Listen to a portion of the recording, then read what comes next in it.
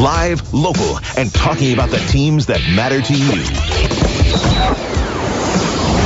This is Talkin Sports with Jim Shovlin on Fort Wayne Sports Station, 1380 The Fan and 100.9 FM. Brought to you by McMahon's Best One Tire and Auto Care. Good morning and happy Saturday. Welcome to Talkin Sports on 1380 The Fan and 100.9 FM. This is Adam Lundy filling in for Jim Shovlin today. If you're a regular listener of our station or of this program, you may have heard me fill in for Jim a couple times in the past. But if this is your first time joining me for Talkin Sports, welcome. Thank you so much for joining me. Jim is actually being honored for a former high school team that he played for today. It was a team that performed way beyond expected. He said they were picked to finish very low in the league, but they went very far, and he and his team are being honored today at a breakfast. So congratulations to Jim. Just another honor on the notch of the belt of the great Jim Shovlin, and I appreciate the opportunity that he provided for me for filling in for him today on a show that has meant a lot to the Fort Wayne area. So it means a lot to me to be able to fill in for Jim this morning. We have a lot to talk about today this morning on Talkin Sports. If you want to get in on the conversation, the text line on the channel here today is 260-447-8500. If you want to weigh in with anything on your sports brain, particularly if it concerns anything local, we're going to be talking about the Fort Wayne Tincaps with Tincaps team president Mike Nutter coming up in just over 10 minutes from now. We're going to be hearing a lot. I mean, I have a list of headlines concerning the Tincaps. We could probably talk about the Tincaps this entire hour with Mike Nutter. I have so many good things to talk about, but we'll try to keep it to about 15 minutes with Mike coming up here in just over 10 minutes or so. Also, we're going to be talking about the St. Francis Cougars with St. Francis Cougars athletic director Mike McCaffrey. We're going to kind of get a year in review roundup. We're going to get an idea of a lot of the highlights of things that happened for the St. Francis Cougars athletics program throughout the past athletic year, as we are getting closer and closer to summer break for universities all around the country. So that'll be fun. That'll be coming up at about 9:30 this morning here with St. Francis Cougars athletic director Mike McCaffrey. And, of course, we do have to talk about the Fort Wayne Komets and now in a series hold. They're down 3-2 to the Toledo Walleye after losing games 4 and 5, both at the Coliseum, both in dramatic fashion. And we're going to talk to the voice of the Fort Wayne Komets, Shane Albahrani, about the series with the Toledo Walleye and what's gone on in these past two games with the late dramatics that unfortunately have not gone the K's way. Also last night, the Indiana Pacers were in action. It was the first game back at Gainbridge Fieldhouse in Indianapolis after the Pacers took both of the first games on the road in Cleveland to take a 2-0 series lead. Unfortunately, last night it did not go the same way. Donovan Mitchell, he just refused. Honestly, he refused to let another fourth quarter lead get away from the Cavaliers. He wasn't going to let Tyrese Halliburton have those late game dramatics that he performed in Cleveland. He had 43 points and 9 rebounds at Gainbridge Fieldhouse last night. And not only that, it was the rejoining of Darius Garland and Evan Mobley for the Cavaliers that I think was a major factor in that win. And now this is where things get a little bit interesting. Pacers are definitely going to want to protect home court for Game 4 of the series, because the last thing you want in this series is for the Cleveland Cavaliers to win both games in Indiana, take a 2-2 series tie, and then be going back to Cleveland with all of the momentum and a chance to take a 3-2 lead at Cleveland. So you really don't want that. See if the Pacers can get it done in Game 4 in Indianapolis. Also taking a look at Major League Baseball yesterday, some of the teams in our surrounding area. Always fun to check in on our surrounding teams here in the 260. The Milwaukee Brewers fell to the Tampa Bay Rays yesterday 4-3. The Detroit Tigers, my Detroit Tigers up there in Detroit, got a 2-1 win over the Texas Rangers thanks to some fantastic pitching from Tariq Skubal as usual. The New York Mets defeated the Chicago Cubs last night 7-2 in Astoria, Queens. The Cleveland Guardians got a 6-0 win over the Phillies.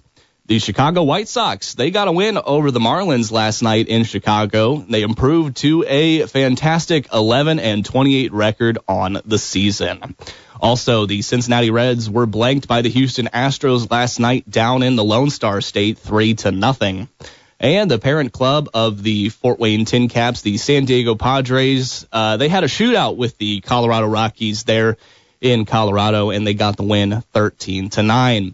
I mentioned that the Fort Wayne Tincaps they've got a whole list of headlines, and they're all positive, but last night it was another one. It was a great win for the Tincaps. They defeated the South Bend Cubs on the road last night, 8-4, thanks in part to their starter, Miguel Mendez, who had just started up in Single-A Lake Elsinore before being transferred to Fort Wayne on Tuesday.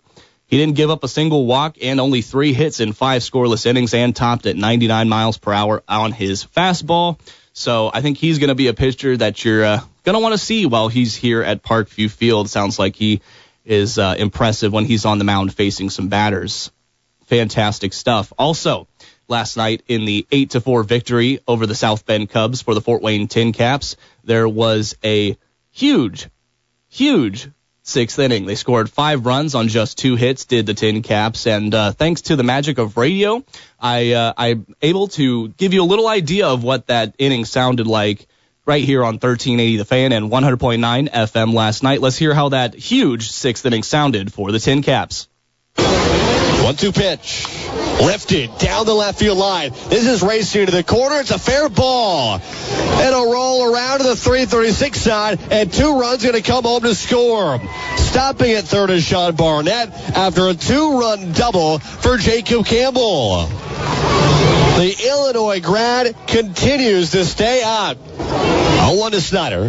On the ground, left side of the shortstop Hernandez. He boots it and gets away from him and rolls past the infield. Barnett, nothing, Tincaps. 0-1. Lead up, line shot, left field, base hits. Campbell crosses home plate. Snyder up on a third. Another double for Oswaldo Linares. Lena was simply due just 2 extra base hits coming into this game. He launches that one into the corner for his 2nd RBI double in as many innings. 0-2. On the ground, left side, again to the hole for Hernandez. He throws the first in time, but it'll score a run. Snyder was off the crack of the bat from third, and it's now 8-0 Fort Wayne. How about that inning for the Tincaps last night? That was Jaden Taylor on the call right here on 1380 The Fan. Fort Wayne has won 9 of their last 11 games now and are just a game back behind West Michigan for the top spot in the Midwest League West Division standings. If you want to hear the Tincaps in action today, of course, they are going to be in action in South Bend at 4:05 p.m. for first pitch. We'll have pregame coverage starting at 3:45 with Jaden Taylor right here on 1380 The Fan and 100.9 FM. Also, right after I finish up with Talkin Sports this morning, we also have Brett Rump on the call of our high school baseball game of the week brought to you by Parkview Sports Medicine Baseball. That'll be a lot of fun. Brett will be on the call of one of our local area high school teams in action on the diamond. So stay tuned for that right here on Talkin Sports. I mentioned we're going to be talking to Tincaps team president Mike Nutter about all the promotions coming up. They got 2 homestands coming up in a row, and there's a lot more to talk about concerning the Tincaps with team president Mike Nutter. If you have any questions for Mike or anything on your sports mind in general, again, the text line here for 1380 The Fan is 260-447-8500. Would love to hear from some of you listeners. I really appreciate it. All right, we're going to take our first break, and when we come back, we'll have Tincaps team president Mike Nutter. Want to give a big shout out to McMahon One's Best Tire here in Fort Wayne. They are a proud sponsor of Talkin Sports. All right, we'll be back right after the break. It's Talkin Sports with Adam Lundy filling in for Jim Shovlin right here on 1380 The Fan and 100.9 FM. Now back to Talkin Sports with Jim Shovlin on Fort Wayne Sports Station, 1380 The Fan and 100.9 FM. And welcome back to Talkin Sports here on 1380 The Fan and 100.9 FM. Joining me now on the phone line is Tincaps team president Mike Nutter with, like I mentioned in the first segment, we've got a lot to talk about here today, Mike, and all of it positive. I mean, if I wanted to find a negative story about the Tincaps, I don't think I'd be able to do it, my man. No, maybe only the weather at home games the year, but I'm not going to let that ruin the vibe. You got me coming into the break from the Red Hot Chili Peppers. So yes, sir. All is good, my friend. Absolutely. So want to get started off right away with just the overall success of the team. I mean, I'm looking in my email right now, and it's telling me that Fort Wayne has won 9 of their last 11 games and is just a game behind the Whitecaps for the top spot in the Midwest League West Division standings. How does that feel? It feels great. You know what? We really have played well this year from start to finish, and started it at home, went 2-1 at the first homestand, and have carried it through. We're literally the hottest team in the Midwest League right now, having won 9 out of 11. And, we're going to get a chance to do it again today and tomorrow in South Bend, and then we come home for a 2-week homestand against the 2 best teams in the league, and we think we have the best player in the league, so there's going to be a lot of excitement. You mentioned it, best player in the league by your standards, and no question about it. I mean, we're talking about, of course, Leo DeVries, Padres' top prospect, the shortstop there here in Fort Wayne with the Tincaps. And not only was he voted the back-to-back Midwest League Player of the Week, he was also voted the High A April Player of the Month for April. Yeah, it's absolutely crazy. And so, like, we talk about it all the time. You always I just hate the comparison game generally in life. Like, let's just focus on the positives and the good stuff and go from there. But it's hard not to think of Fernando Tatis Jr., Jackson Merrill. Those are 2 major league superstars. Both made the All-Star game last year.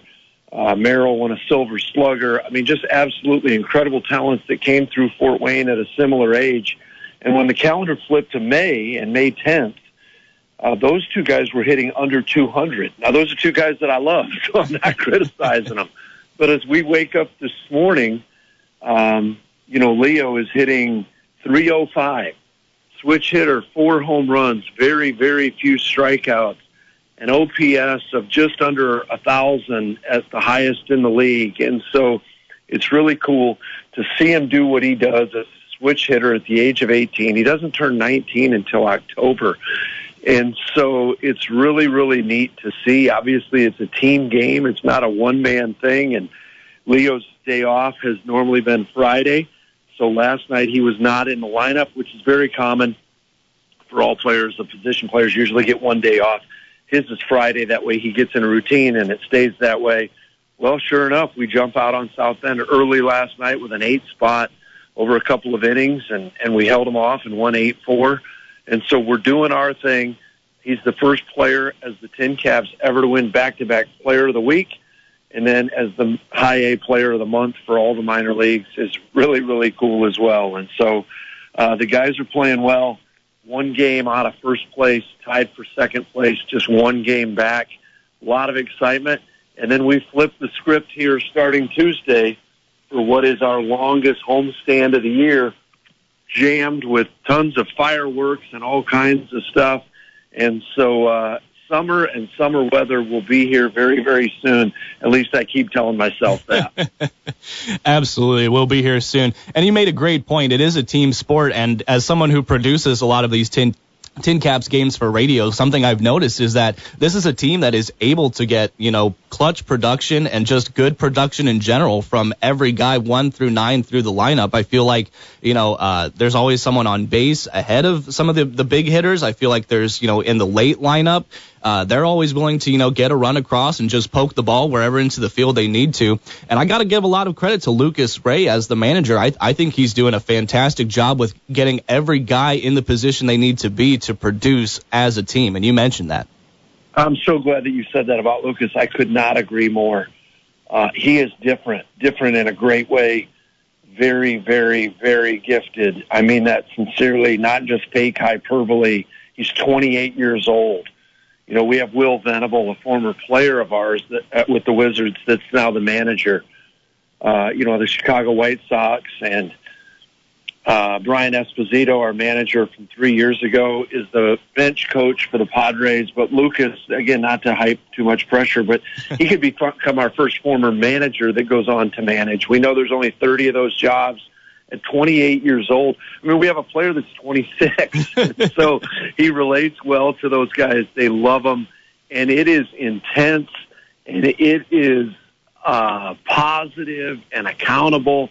It's a really, really cool energy. Now, I'm sure there's somebody listening out there and say, well, how's that energy going to be when you go 2-4 in a week?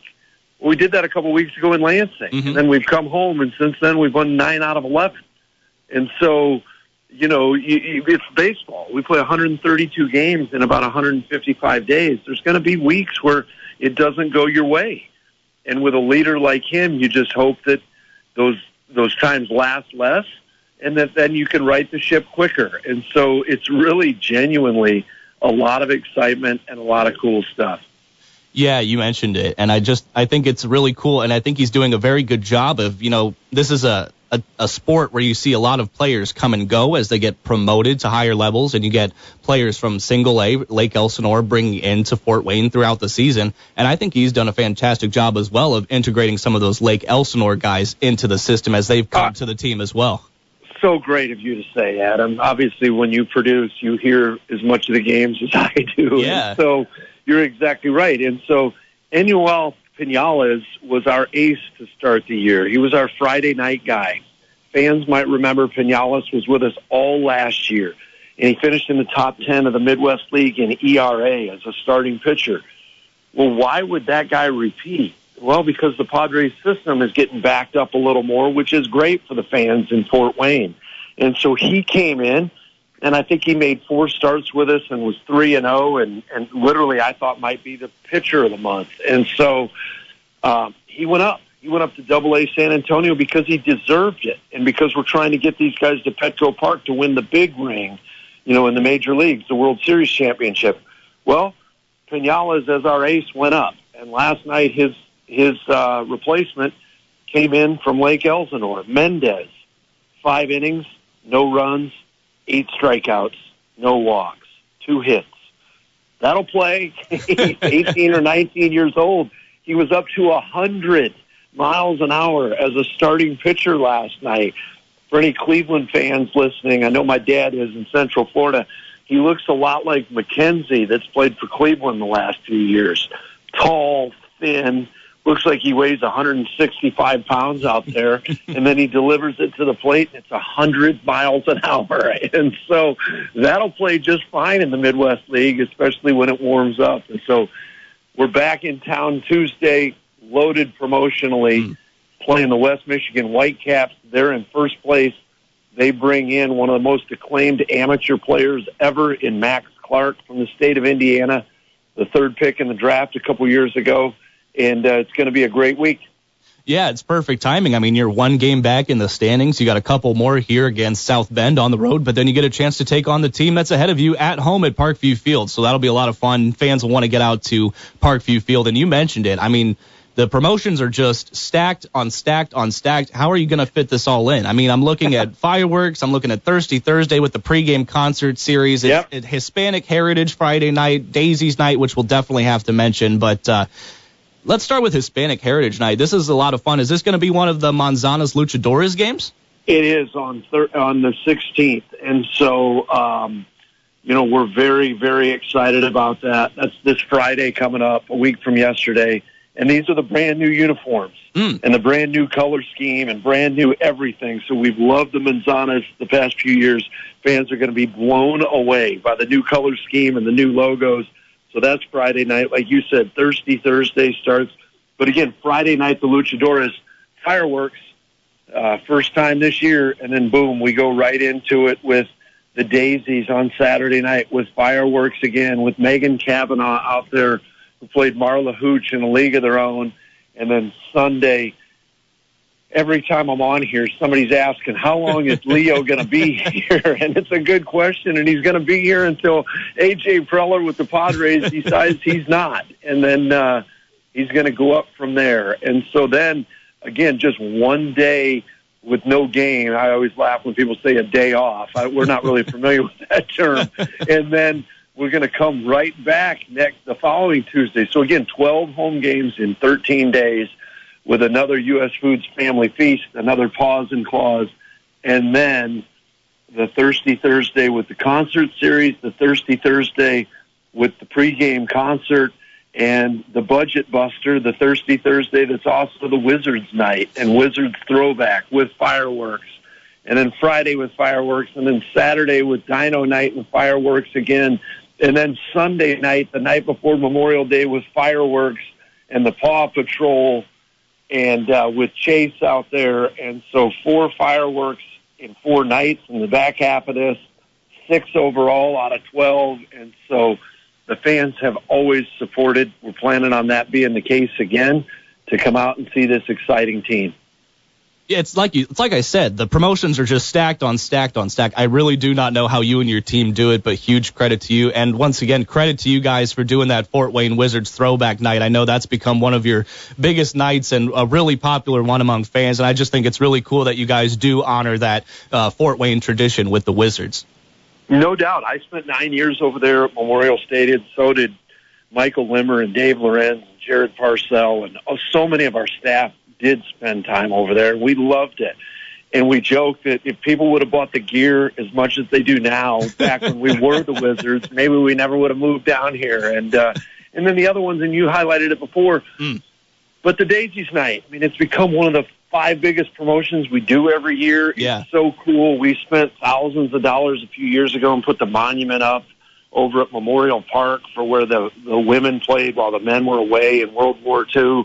And it's a really cool thing. And all the living members of the team and the league we invite out to come out and put them up in hotel rooms and things like that. And they sign autographs and do stuff. And to see these women, get their due every year is a really, really cool thing.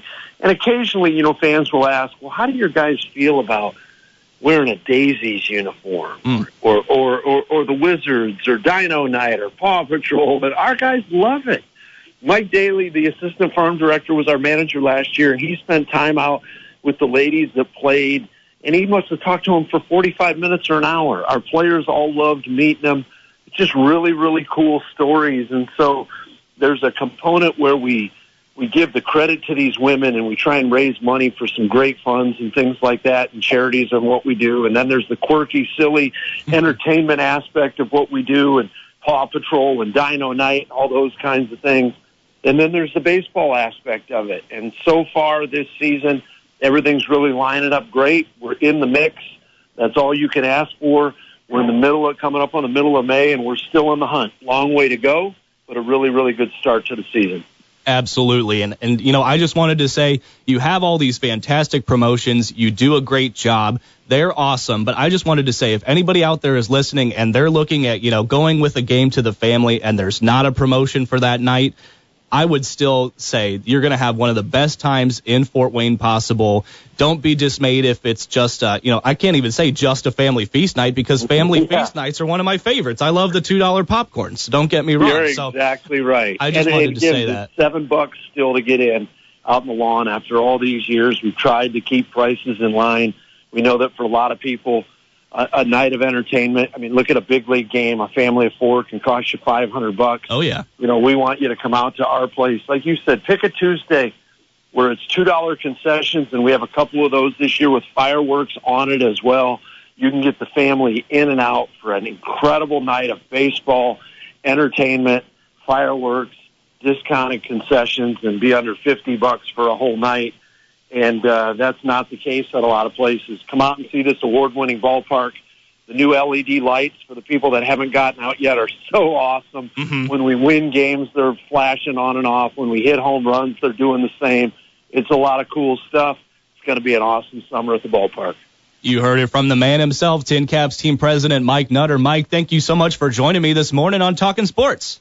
Thanks. Have a great week, my friend. Absolutely. Thank you so much. That was Mike Nutter joining here this morning on Talkin Sports. I'm Adam Lundy filling in for Jim Shovlin. Coming up after the break, we're going to be talking to St. Francis Cougars athletic director Mike McCaffrey as they get close to the summer season in College University. All right, we'll take our break. This is Talkin Sports on 1380 The Fan and 100.9 FM. Now back to Talkin Sports with Jim Shovlin on Fort Wayne Sports Station, 1380 The Fan and 100.9 FM.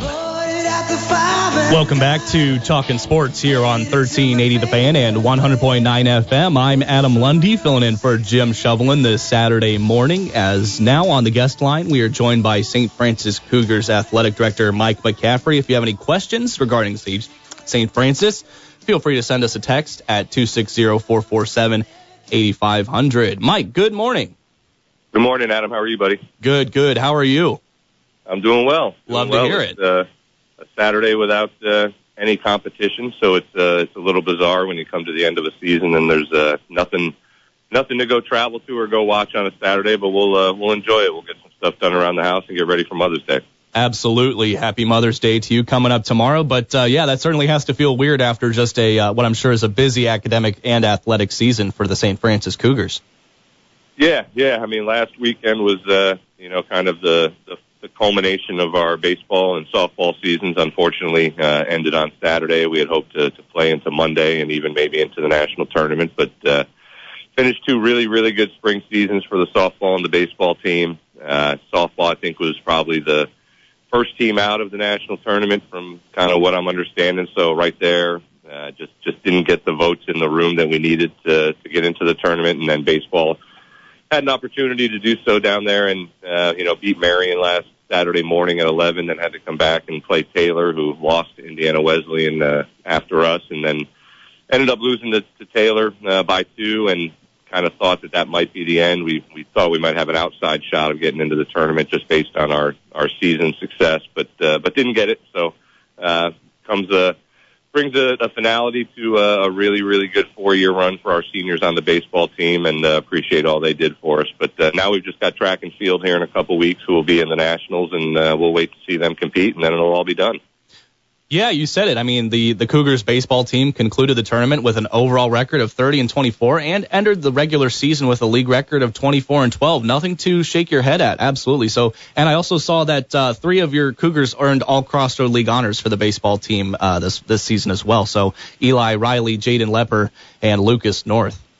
Yep. Yeah. Those are 3 of those seniors that I was talking about, and obviously Eli, Norwell product, Jaden from Homestead, and Lucas, Bishop Luers grad. So all local kids who stayed here, contributed big time to what we've been able to accomplish the last few years, which has been probably our most successful run of baseball that we've had. So kudos to them, and we did a little graduation ceremony after the game last week where we got a cap and gown and kind of gave them a little fake diploma and took pictures with all the seniors afterwards, just right on the grass outside of the field down at Indiana Wesleyan, because unfortunately when they were playing at 11, they missed the opportunity to walk over the Coliseum last week. Oh, we wow. had total graduation. So we got myself and some of the parents, and we took some pictures and kind of did a little mock graduation down at Indiana Wesleyan. So it was good for those guys, and wanted them to be able to experience that. Fantastic. And not only on the baseball side, 6 Cougars also earned all league honors on the softball side. So definitely some good seasons there for both sides of the diamond there with the Cougars. What is this transition season kind of looking like for you? What are athletics coming up in the summer looking like as the athletic director? So for me, it's a lot of strategic planning, a lot of focusing on next year. We'll have a 2-day retreat with our coaches where we'll sit down and talk about what we want to do the upcoming year, recap what we did this past year, where we can improve, what kind of projects we want to take on, what kind of goals we're going to have for the upcoming year. And, so it's a lot of getting out and talking to companies about being sponsors. And so this is kind of the opportunity for me to get out and sell a little bit. And then we just, get some time to ourselves as much as we can. Our coaches will be having camps all summer. So once June comes, you'll be having middle and elementary school kids all over the gym for about 5 weeks straight, bouncing basketballs all over the place and having camp. And then we'll do a volleyball camp and a soccer camp, and then football team camps will come in. So it's more of a camp, and that kind of a busy season where our competitions aren't necessarily going on, but we've got activity going on. And again, an opportunity to regroup a little bit and gear up for the next year, finish up recruiting, which is about done by now. It's a fun time to just sit back and reflect on what we're able to do, and then gear up and figure out how we're going to get some more stuff done next year. Wow. So you're already, so if I'm understanding you correctly, you've already recruited for next season athletics. Yeah. I mean, most of the I mean, females like to commit a lot earlier, so that's soccers and softballs. They were probably done in the fall. Wow. Because a lot of those girls in high school going into your senior year, they kind of want to know where they're going. Yeah. So a lot of that has been done. You might get some stragglers here in the spring. You've got, obviously, February is a big football signing day, so a lot of those are done in February, and then you kind of get one off here or there between then and now. But for the most part, our recruiting class is pretty well set because kids pretty much know where they're going to go to college. So if they're coming here, then now the opportunity we have is to get them registered, get them oriented to USF, and get ready to have them come here in August. That's fantastic. I'm glad that you have an idea of what things are going to be looking like coming up for next season. What are you most excited about and hoping to improve as far as the overall athletics program looks?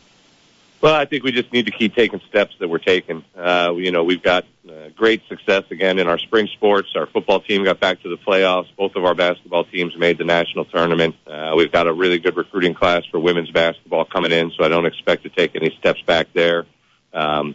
Track and field has been growing, and cross country, and those programs have really kind of raised the bar here the last couple of years. So hopeful that Coach Moody and Coach Hart can continue to take those steps. But we're going to get the kids that want to come to USF, and we're going to coach them up, and we're going to love them up, and we're going to do the best we can with them. And we may not have the flashiest facilities or, the best financial aid package, but we offer a great educational experience. We offer a great community at St. Francis, and, the kids that come, they're a part of St. Francis, and they fit. And so we're just going to celebrate a new Pope here for a couple of weeks, and then, get ready to rock and roll.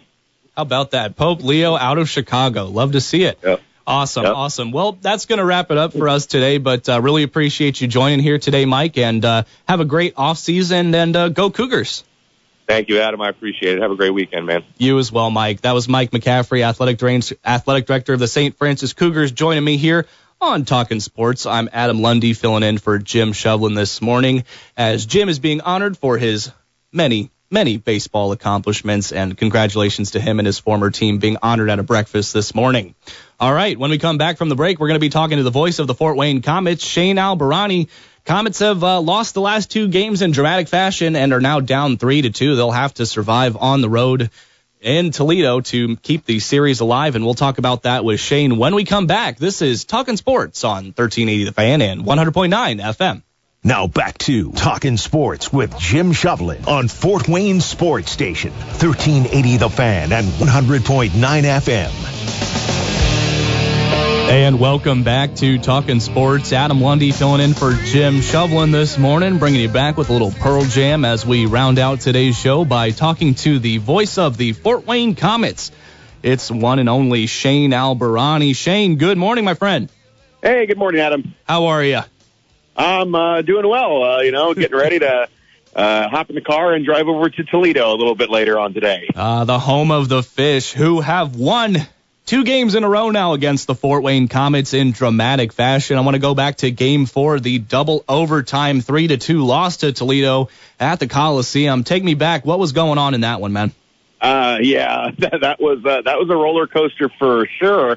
But the Komets really are really one goal away from really maybe even having already won this series, and it goes back to game number 4 where the Komets were down 2-0 late, and you had a sense, it's like, all right, this is kind of how the script is supposed to be played out. There's 2 evenly matched teams. You figure that Toledo was going to get a win. But then the Komets came back and they scored 2 goals in the final 2.5 minutes to tie the game. And then at that point, you're thinking, hey, you know what? Let's get the game winner here and go up 3-1. And not being able to get that game winner was really deadly as it kind of carried over into the next night. But we're still very much alive and well. You get 7 games for a reason, so it all starts with Game 6 tonight.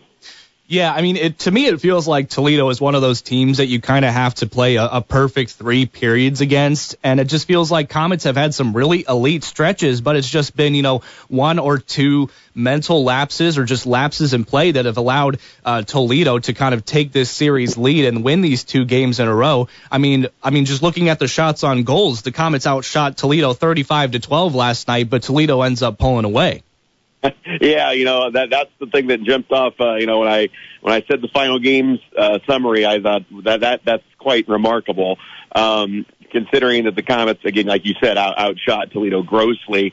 But they made two mistakes. The one mistake was we were up 1-0, and then we sold out. We tried to get that second goal, which probably would have put the game away. Guys got caught crashing the net, which turned into a 3-on-1 for Toledo, and they scored. And then I think at the end of the game, under a minute left, the Komets were playing for overtime. They were back on their heels, and Toledo was like, hey, if you're going to give us this chance, we're going to take it, not go to overtime, and they did. And that was the difference in the contest. So the Komets have played very well on the road. They played actually very well in the Huntington Center this year, blowing them out. Last time we were there, it was 6-1 Komets. So I can see another situation like that and forcing Game 7.